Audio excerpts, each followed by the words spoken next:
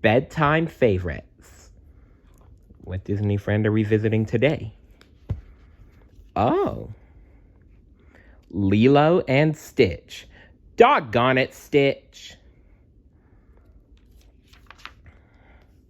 Stitch, an alien who lived on Earth, was sitting in the living room waiting for his friend Lilo to come home from school. Just then, Lilo burst into the house carrying a puppy. "Hi, Stitch," Lilo said excitedly. "My neighbor Leilani asked me to take care of her puppy Rover while she visits her grandmother." "Stitch wants to listen to music," Stitch said. "Not now," Lilo answered. "I have to take care of Rover."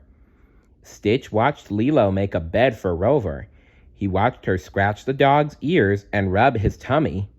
Stitch was bored. He wanted Lilo to play with him. "Can we listen to music now?" Stitch asked. "I want to teach Rover some new tricks," Lilo said. She showed the puppy how to roll over. Then she threw him a ball and gave him treats.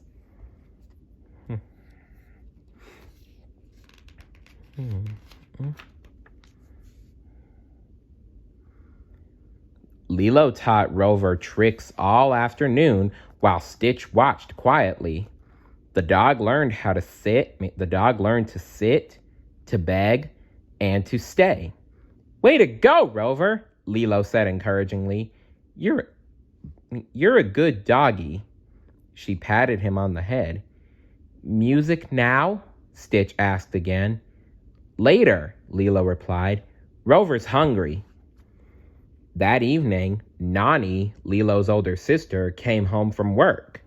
She and Lilo watched Rover play tug of war with the kitchen rug. "Oh, isn't he cute?" Nani exclaimed. They laughed at everything Rover did. They didn't pay any attention to poor Stitch. Stitch went upstairs. He felt a little sad. Maybe if I act like a puppy, he thought, Lilo will play with me. He flopped on the bed and went to sleep.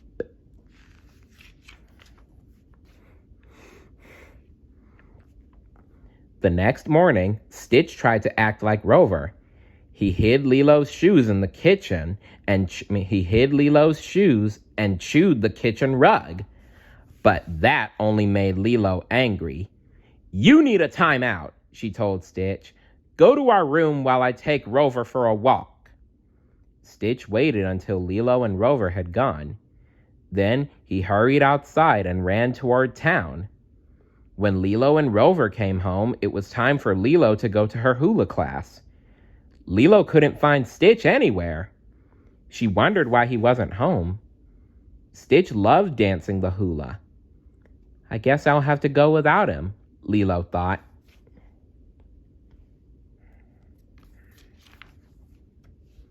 Stitch still wasn't home when Lilo returned.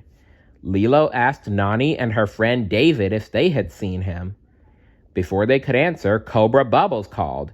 He was a social worker that Lilo and Nani knew. "You need to hide Stitch," Cobra told Lilo. "Two scientists from the Center for the Study of Aliens are looking for him. They want to take him to their laboratory." "But I don't know where Stitch is," Lilo exclaimed. "He's gone." "Well, I suggest you find him before the scientists do," Cobra replied.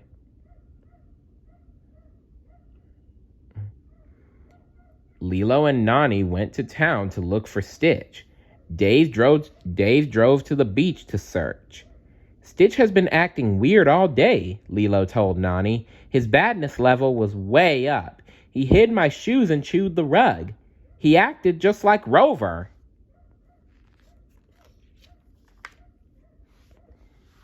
Suddenly, Lilo knew where Stitch had gone. "Stitch probably thought I liked Rover better because he's a puppy. I bet Stitch went to the animal shelter to watch the puppies." She grabbed Nani's hand and pulled her toward the shelter. When Lilo and Nani arrived, Stitch was there. "Stitch learning to be cute like Puppy," he explained when he saw them. "So Lilo like him again." "Stitch, I like you just the way you are," Lilo answered. "Now let's go home." But when they started to leave, they saw the two scientists coming toward them. "Nani!" Lilo cried. "We've got to do something." Oh dear. They better do something about Stitch before the scientists see him. Nani spotted two dust mops in the shelter closet. She tied the mops onto Stitch so he looked like a long-haired puppy. Lilo put a leash on Stitch, and they walked slowly out of the shelter and past the scientists. They watched Stitch suspiciously. Just then, Cobra, Bubbles, and David drove up. "Hey, scientists," David called. "We just saw an alien heading out to sea. You'd better hurry if you want to catch it. Hop in and we'll take you there." The scientists jumped into the car, and Cobra, Bubbles, and David sped off. Stitch was safe. Whew, that was close.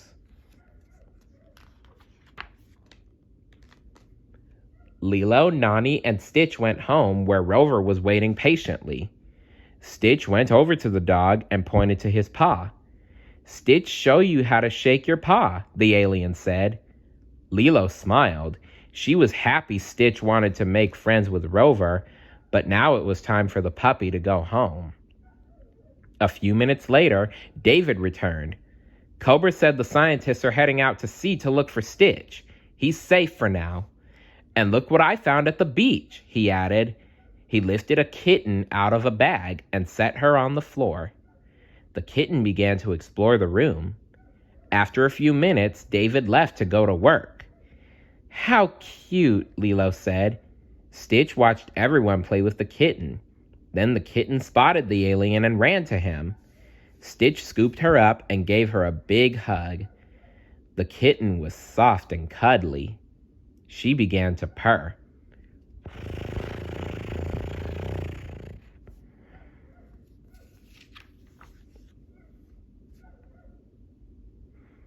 Stitch found some string and began to play with the kitten. She darted this way and that, trying to grab the end as Stitch moved it around. Then the alien took the kitten outside. Stitch teach you tricks now," he said.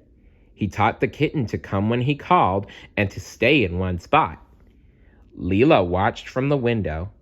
"Stitch is really good at having a pet," she said. Nani glanced outside. "Yes, he seems happy," she remarked. After a while, it was time to eat. "Dinner!" Lilo called. Instead of racing to the table as he usually did, Stitch got some food and fed the kitten first. Then he sat down and ate with Lilo and Nani. After dinner, Stitch played with the kitten some more, but the kitten had had a long day. She soon climbed into Stitch's lap and fell asleep. "Aww, that's adorable." Lilo and Nani went into the kitchen to frost a cake that Nani had made earlier. A few minutes later, Stitch joined them. Can Stitch keep the kitten?" he asked. "I think the kitten has already adopted you," Nani replied. "You're her family now." "The cake says, Ohana Stitch," Lilo said. "And you know what that means?" Stitch nodded. "Ohana means family. And that means nobody gets left behind." Right, family means nobody gets left behind. Or forgotten. Nani smiled. "Now let's eat some cake and go to bed. Tomorrow we have to show the kitten her new neighborhood."